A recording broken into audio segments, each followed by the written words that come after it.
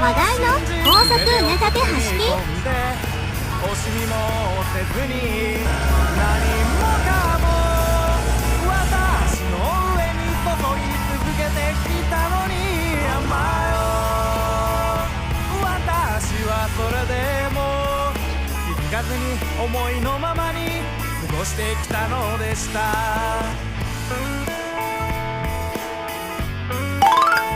気になるお値段は495万円。強さの意味を履き違えて喧嘩や悪さばかりを繰り返し勝手気ままに遊び回る本当にろくでもない私が真夜中の静けさの中忍び足で家に帰った時